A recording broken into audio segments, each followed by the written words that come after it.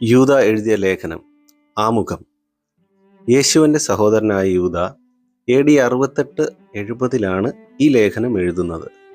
ക്രിസ്ത്യാനികൾ റോമിൽ നിന്നുള്ള രാഷ്ട്രീയ എതിർപ്പ് സഭയ്ക്ക് പുറത്തു നിന്നും, ദുരുപദേഷ്ടാക്കന്മാരുള്ള പ്രയാസം സഭയ്ക്ക് അകത്തു നിന്നും നേരിട്ട് കൊണ്ടിരുന്ന സമയത്താണ് ഈ ലേഖനം എഴുതുന്നത്. പുറത്തു നിന്നുള്ള എതിർപ്പുകളേക്കാൾ അപകടകരമാണ് വിശ്വാസികൾ ദുരുപദേശത്താൽ അനുഭവിക്കുന്ന വിശ്വാസ തകർച്ചയും അതിനാലുള്ള വീഴ്ചയും പിന്മാറ്റവും. ഇത് മനസ്സിലാക്കിയ യൂദ സത്യത്തിനു വേണ്ടി, അതായത് ഒരിക്കലായി ഭരമേൽപ്പിച്ച അതിവിശുദ്ധ വിശ്വാസത്തിനായി പോരാടുവാൻ വിശ്വാസികളെ പ്രബോധിപ്പിക്കുകയാണ്. ദുരുപദേഷ്ടാക്കന്മാരുടെ ലക്ഷണങ്ങളും അവർക്ക് വരുവാൻ പോകുന്ന ശിക്ഷാവിധിയും ആദ്യം വിവരിക്കുന്നു.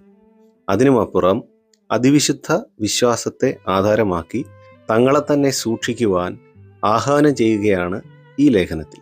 അങ്ങനെ ചെയ്താൽ കർത്താവിൻ്റെ മഹിമാസന്നിധിയിൽ ലജ്ജിക്കാതെ ആനന്ദത്തോടെ കർത്താവ് നിർത്തും എന്ന് ആശ്വസിപ്പിക്കുന്നു. അധ്യായം 1. യേശുക്രിസ്തുവിൻ്റെ ദാസനും യാക്കോബിൻ്റെ സഹോദരനുമായ യൂദ, പിതാവായ ദൈവത്തിൽ സ്നേഹിക്കപ്പെട്ടും യേശുക്രിസ്തുവിനായി സൂക്ഷിക്കപ്പെട്ടും ഇരിക്കുന്നവരായ വിളിക്കപ്പെട്ടവർക്ക് എഴുതുന്നത്, നിങ്ങൾക്ക് കരുണയും സമാധാനവും സ്നേഹവും വർദ്ധിക്കുമാറാകട്ടെ. പ്രിയരെ, നമുക്ക് പൊതുവിലുള്ള രക്ഷയെക്കുറിച്ച് നിങ്ങൾക്ക് എഴുതുവാൻ സകല പ്രയത്നവും ചെയ്യുകയിൽ വിശുദ്ധന്മാർക്ക് ഒരിക്കലായിട്ട് ഭരമേൽപ്പിച്ചിരിക്കുന്ന വിശ്വാസത്തിനു വേണ്ടി പോരാടേണ്ടതിന് പ്രബോധിച്ച് എഴുതുവാൻ ആവശ്യം എന്ന് എനിക്ക് തോന്നി. നമ്മുടെ ദൈവത്തിൻ്റെ കൃപയെ ദുഷ്കാമവൃത്തിക്ക് ഹേതുവാക്കി ഏകനാഥനും നമ്മുടെ കർത്താവുമായ യേശുക്രിസ്തുവിനെ നിഷേധിക്കുന്ന അഭക്തരായ ചില മനുഷ്യർ നുഴഞ്ഞു വന്നിരിക്കുന്നു. അവരുടെ ഈ ശിക്ഷാവിധി പണ്ട് തന്നെ എഴുതിയിരിക്കുന്നു.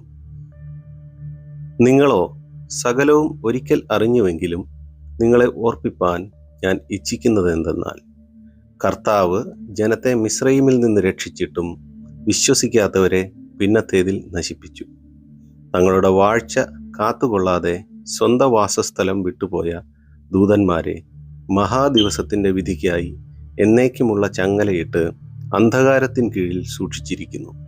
അതുപോലെ സോദോമും ഗോമോറായും ചുറ്റുമുള്ള പട്ടണങ്ങളും അവർക്ക് സമമായി ദുർനടപ്പാചരിച്ച് അന്യജഡം മോഹിച്ച് നടന്നതിനാൽ നിത്യാഗ്നിയുടെ ശിക്ഷാവിധി സഹിച്ചുകൊണ്ട് ദൃഷ്ടാന്തമായി കിടക്കുന്നു. അങ്ങനെ തന്നെ ഇവരും സ്വപ്നാവസ്ഥയിലായി ജഡത്തെ മലിനമാക്കുകയും കർത്തൃത്വത്തെ തുച്ഛീകരിക്കുകയും മഹിമകളെ ദുഷിക്കുകയും ചെയ്യുന്നു.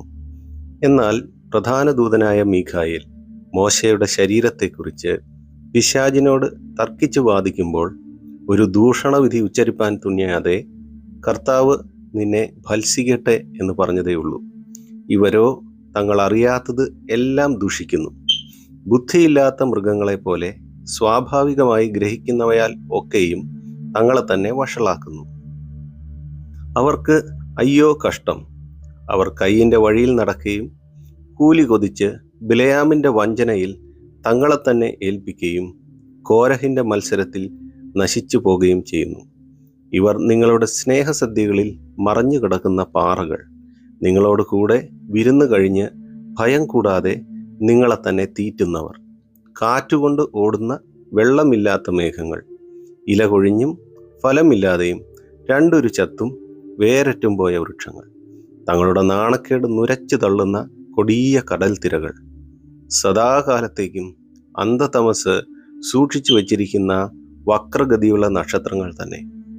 ആദാം മുതൽ ഏഴാമനായ ഹാനോക്കും ഇവരെക്കുറിച്ച്, ഇതാ കർത്താവ് എല്ലാവരെയും വിധിപ്പാനും അവർ അഭക്തിയോടെ ചെയ്ത ഭക്തിവിരുദ്ധമായ സകല പ്രവൃത്തികളും നിമിത്തം ഭക്തികെട്ട പാപികൾ തൻ്റെ നേരെ പറഞ്ഞ സകല നിഷ്ഠൂരങ്ങളും നിമിത്തവും ഭക്തികെട്ടവരെയൊക്കെയും ബോധം വരുത്തുവാനും 1000 വിശുദ്ധന്മാരോടുകൂടെ വന്നിരിക്കുന്നു എന്ന് പ്രവചിച്ചു.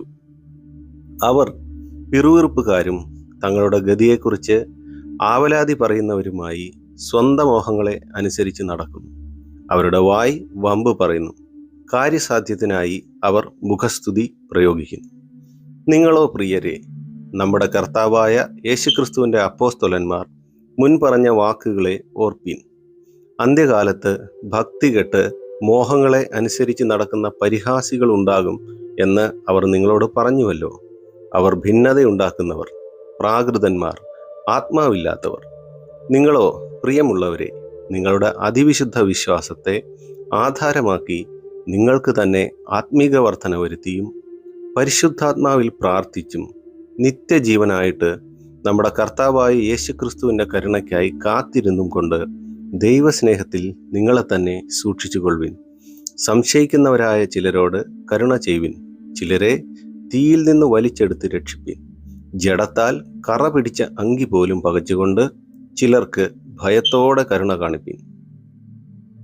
വീഴാതെ വണ്ണം നിങ്ങളെ സൂക്ഷിച്ച് തൻ്റെ മഹിമാസന്നിധിയിൽ കളങ്കമില്ലാത്തവരായി ആനന്ദത്തോടെ നിർത്തുവാൻ ശക്തിയുള്ളവന് നമ്മുടെ കർത്താവായ യേശുക്രിസ്തു മുഖാന്തരം നമ്മുടെ രക്ഷിതാവായ ഏക ദൈവത്തിന് തന്നെ സർവകാലത്തിനു മുമ്പും ഇപ്പോഴും സദാകാലത്തോളവും തേജസ്സും മഹിമയും ബലവും അധികാരവും ഉണ്ടാകുമാറാകട്ടെ. ആമേൻ.